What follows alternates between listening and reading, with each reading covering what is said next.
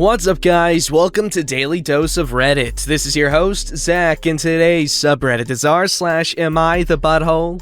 Alright, this story's called, Am I the Butthole for Not Attending My Friend's Wedding on the Day of My Family's Death Anniversary? Whoa. 7 years ago, I, 35 female, lost my husband, daughter, and mother to a car accident. They were hit by a drunk driver that drove through a red light and killed all of them on impact. Their deaths greatly affected me, and if it weren't for my friends and years of therapy, I would be in a much lower place. I am very thankful for their support and have been able to process my grief properly. 2 years ago, I took a job offer that provided more benefits than my current one and moved far away from my city to another. I travel back to occasionally meet up with friends and, of course, to visit my family's graves on their death anniversary. It is a 7-hour car drive or around an hour by plane. Due to COVID, last year I drove to avoid contact with people and stayed at my old house. This year I plan to do the same thing, but ran into an issue with my friend having her wedding in my old city. My friend, Amy, 33 female, fake name, announced she was engaged last year to her boyfriend of 3 months. My friend group and I were quite shocked as we never even met him, nor did we know she was dating anyone as we usually tell each other. But nonetheless, we congratulated her and were happy for her. They were supposed to have their wedding last year, but couldn't due to Brovid and postponed it to this year. We are not in the US, by the way, and Brovid cases are now less than 10 here in my country. We are allowed gatherings of less than 15 people, and that is what Amy decided to do for her wedding. About a week ago, Amy called me privately to tell me her plans for the wedding. She told me that she is having it on the same day of my family's death anniversary and would like me to not visit their graves and just attend the wedding instead. I was quite shocked that the wedding was planned that specific day and questioned as to why she picked that day. Amy told me she just liked the numbered date and told me that I can't just gatekeep a certain day. Then I asked her why can't I go visit my family's grave. She told me that she doesn't want my sadness and grief to take the attention at her wedding. I was incredibly stunned at what she said. I know I am quite emotional, but I know how to compose and behave myself at certain events. Here's where I think I am the butthole. I told Amy that unfortunately I will not miss out on visiting my family's graves. I tried to ask for a compromise and told her if my emotions were that much of a problem, I'll attend their graves after the wedding was over. She said she wants my support for the entire day and dedicate it towards her, but she'll think about my offer. What? It's been a week and I have not heard from her. I feel like I should just go to the wedding to keep peace as I owe it to her, especially after all the support and love she gave me after my family's death. But it still doesn't feel right to just attend the wedding and forget about my family. Would I be a butthole if I told her I won't be attending the wedding at all if she hasn't reached a decision? No, you're not a butthole. She's just freaking crazy. What the hell? If she's your friend, she shouldn't expect anything in return for being your friend. Like, this is bullcrap, bonkers, and just a bunch of baloney. Okay, OP, you are 100% within your rights to just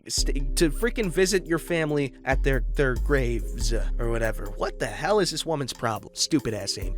Alright, this story's called Update. Am I the butthole for not attending my friend's wedding? Okay. Hello, Reddit. I want to start off by saying thank you to everyone who replied. I was not expecting my post to get this level of attention. I have read all of your comments, and thank you once again. I am in tears and became an emotional mess after reading your thoughtful responses. Thank you for the love and support. I've always felt as some sort of emotional burden to my friends, so thank you for your encouraging messages and telling me to keep my head up high. Even though we are all strangers on the internet, it sort of felt like I had gained a new family. My heart goes out to the people who have messaged me privately of their experiences with losing their loved ones to drunk driving as well. Please know I have felt your pain. You are not alone in this, and I wish you all the love in this world. Oh my god. I'm gonna cry. Now for the update. I did what some of you suggested and called my other friends to let them know what Amy had asked of me. They were quite livid and angry for me, as they had no idea what Amy was planning for the wedding. We arranged a Zoom call with her the next day to discuss why she's being so insensitive to me. Well,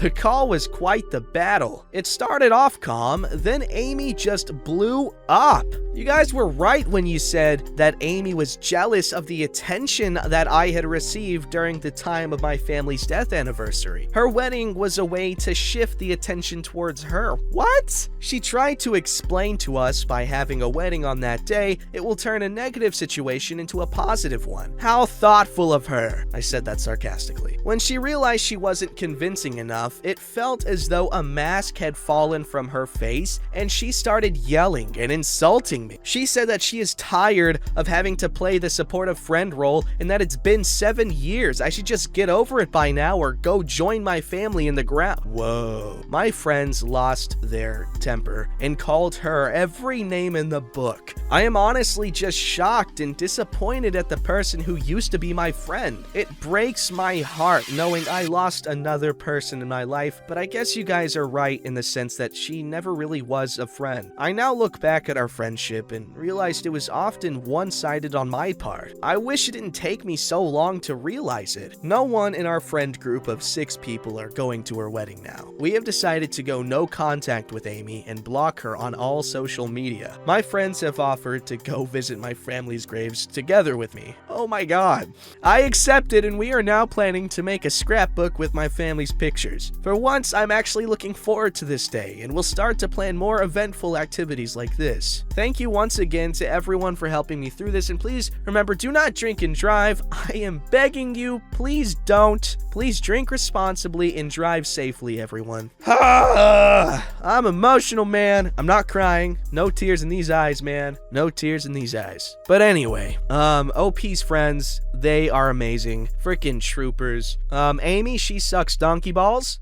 Screw Amy. All my homies hate Amy. But damn. Amy needs to realize that OP lost not just her husband and daughter, but her freaking mom. And also, not just her mom and husband, but her freaking daughter. And not just her mom and daughter, but her freaking husband. All 3 of those losses are freaking significant. Just losing one of those is enough to send people over the edge. She lost 3. And Amy wanted the attention? I guarantee you, if OP could freaking trade all the attention and love and support she's gotten for her family back, I guarantee she'd make that trade.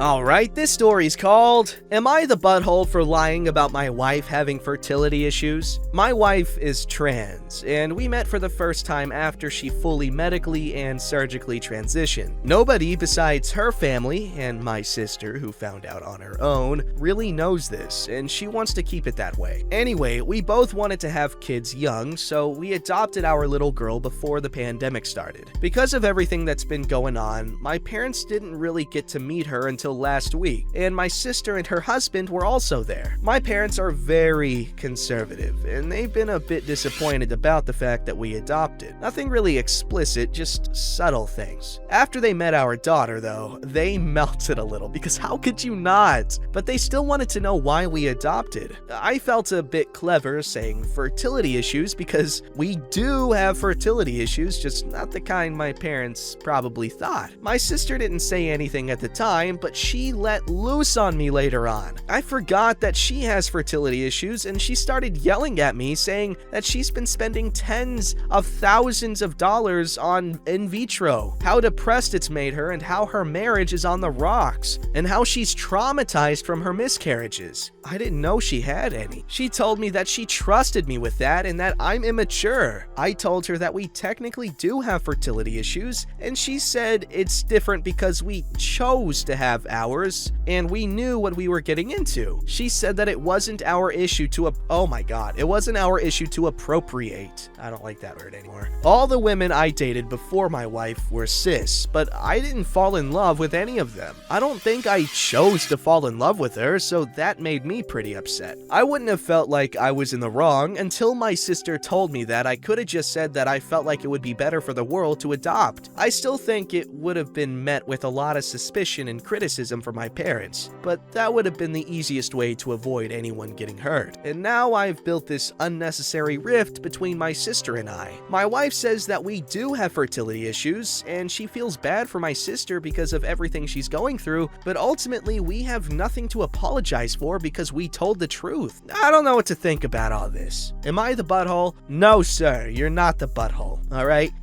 Your sister seems to be a little insecure about her fertility issues. And I'm not gonna sit here and say that she doesn't have any right to be upset about them, because yes, that can be a devastating thing. I mean, I don't know, like, from my own personal experience, but I mean, I can just imagine, like, if I had fertility issues, or like if I was married and my wife had fertility issues, then like, yeah, it would suck. I mean, I don't think I'd leave. I'm not talking about this, but my point is, sisters seem to think that it was kind of OP, sort of kind of doing an inside joke with sister or something like that, kind of. I don't know. That's what I kind of got from it, and she thought it was inappropriate, and then she kind of just, I don't know. But yeah, OP, you didn't do anything wrong. Just talk to your sister, sit down with her, and just, you know, let her know, hey, you're there for her, and you're sorry that, like, she kind of took it that way, but you really meant nothing, no ill will toward her, or whatever, and that you guys do have fertility issues. Eventually she'll get over it, I'm sure. I hope.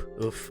Alright, here's the update, Aroni. So it's been about 3 months since the incident in the post. Our daughter is still the most precious girl in the world, and my wife was very complimented by a few of the commenters. Even though at the end of the day, I don't think it was wrong to refer to it as fertility issues, I apologized to my sister once she cooled down anyway. She's been going through a lot. Sometimes things aren't about being right so much as they're about family. That's it, my man. Thanks to everyone who told us we had nothing to apologize about, though. My sister forgave us and we hugged it out. She even apologized about telling her she was appropriating issues, which honestly offended me the most. But that wasn't the end of it. My wife couldn't get rid of this nagging feeling that maybe something could go wrong again and my sister or her husband would tell my parents. So she told me she wanted to come out to them. It was a hard decision for us because I love them and I was terrified they would disown me and spread gossip about her, but what can I say? My wife owns me.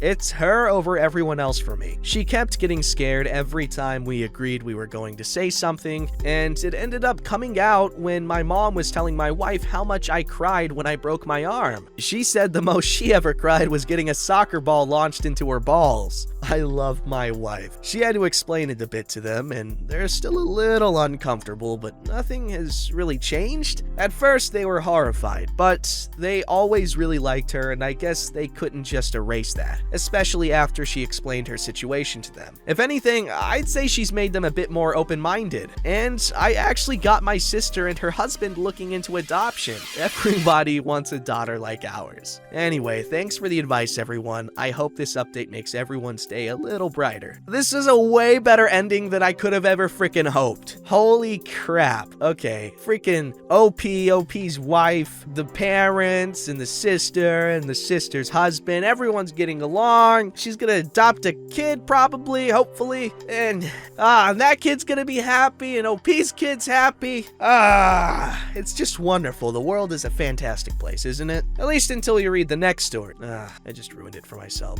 Alright, this story's called, Would I Be the Butthole If I Fire a Kid Because His Mother Is Harassing Me? I, late 20s, run a department in a startup and hired a few student workers, 17 to 21, to conduct classes. He's not great. He shows up late, doesn't prepare, but when addressed, he started to improve a lot. Still not as good as the others, but he gets the job done. His mom, however, she knows me through a mutual friend, and she has constantly been emailing me, asking why she doesn't have access to the internal systems of the company so she can check on his work, sending me voice notes of her screaming at him after he forgets about meetings, sending me messages to excuse him from these classes he's supposed to conduct last minute because she didn't finish up her rounds, or even when he just forgot. The last incident was when he showed up 25 minutes late, didn't even notify us, he knew I'd be out for the day, and proceeded to bill for more time than he was there for. I wrote note on his timesheet that he was overbilling and that he needs to inform us if he wasn't going to make it on time. A voice note followed, screaming. Mommy dearest saw the note I made, screaming at it, and I just can't anymore. I feel like a complete butthole for firing him over his mother, and I know his behavior justifies him being fired, but he's been working really hard on improving, and I can see the difference. Edit, to answer all the questions, I've spoken to both of them to cool it down with her behavior. I blocked the mom. She contacts me through his account, so she had access to our systems anyway, which is already an issue. Luckily, I've ensured he has no access to any systems with info on the minors taking the courses. This could have opened a whole can of worms. We hired the students because the model is focused on students teach students. We have kids that go through the program and can lead full classes at the age of 15. Badass. It's made for low-cost communities so kids can be taught how to be leaders. I love my job. It has changed so many lives and gotten teens to bloom. We have a handful of paid instructors for when the interns, the kids paying cents for the programs, can't make it. Legally, I'm good to go, thus making this an would I be the butthole problem.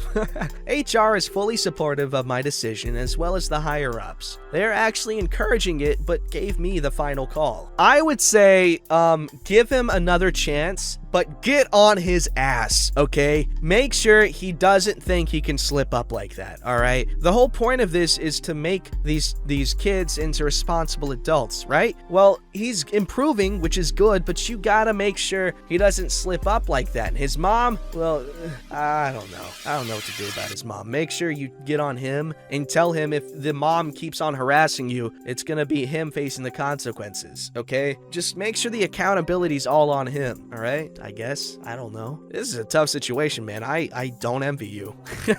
Sucker. I'm kidding. No, it's a great job. Alright, this one's called Update. Would I be the ball of a fire kid because mom rapped me? I know it didn't get that much traction, but here we go! I took the advice and consulted with HR on this as well. So, sad update. He got fired. We took the time and HR spoke to him about his conduct and performance. He admitted to slacking and promised to keep his mom under control. She quickly deleted all the messages on Facebook she sent to me to remove any trace thereof, but the emails remain. He promised to keep everything up to standard and work as hard as possible. Attaboy! The focus was on his quality of work. His mother was mentioned, but just as an afterthought of appropriate work conduct. He then proceeded to amaze us for a total of 5 days before going back into his old habits again and being completely useless and even aggressive towards other team members making slight mistakes. He even charged 4 times the amount of time for a quarter of the quality of work the other team members produce. So his 2-week probation ended after 9 days. I hope his mom never does this again, but all in all, his work ethic is what got him fired in the end. Damn, dude, did I not freaking predict, or whatever, like the course of actions, I don't know. What I recommended is what ended up being done. And guess what? He still got fired. That's not good, but hey, it was on him. He was accountable.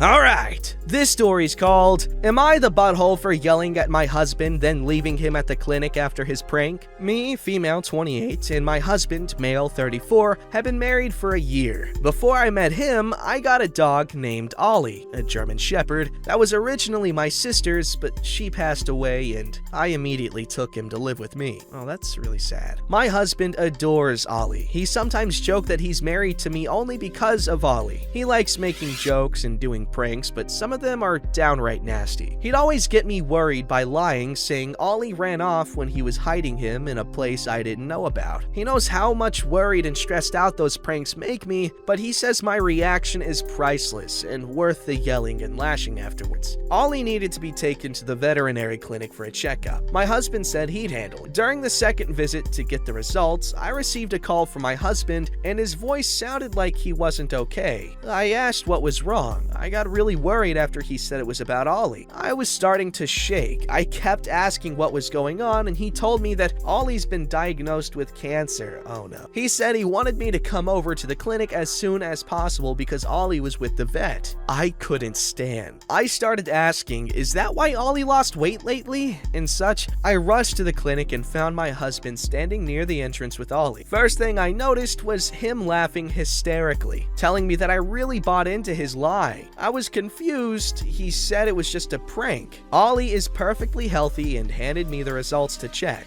After I checked, I lost it. I lashed out at him. Not gonna lie, I called him awful names and his face suddenly turned red like he didn't expect me to react that way. He argued that I made it a big deal, obviously, and was being mean to him over a prank that didn't even last an hour. I kept lashing out. I didn't give him a chance to keep talking. I took Ollie and the keys and I left. I arrived to the clinic in a taxi. I left him at the clinic while me and Ollie went home by the car. 3 hours later, he came back and was upset. He usually laughs, even in serious situations, but this time he didn't. He argued that I shouldn't have left him like that and that I overreacted. Said he was just trying to make good memories to look back on and laugh at, but I was unnecessarily overreacting. He stopped talking after that. Just wanted to mention that this started months after his father's passing. His family said he never mentions his dad nor keeps anything of his, although they were very close. I never met his father, but they told me he wasn't suffering from anything, and his death was sudden, and my husband had a hard time processing. This could be the reason for his behavior. Okay,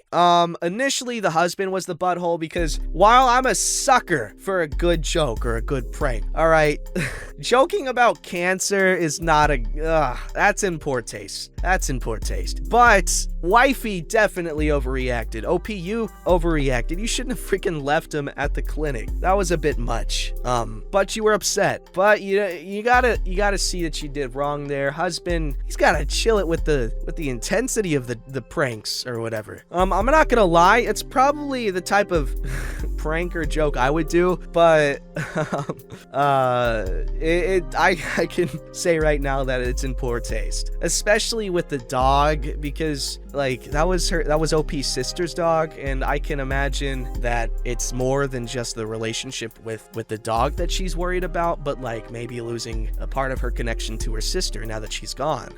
So yes, husband really shouldn't have done that, but OP, you gotta, don't leave someone somewhere. Like, that's not cool. Don't forget to like, subscribe, and hit that bell to never miss an episode.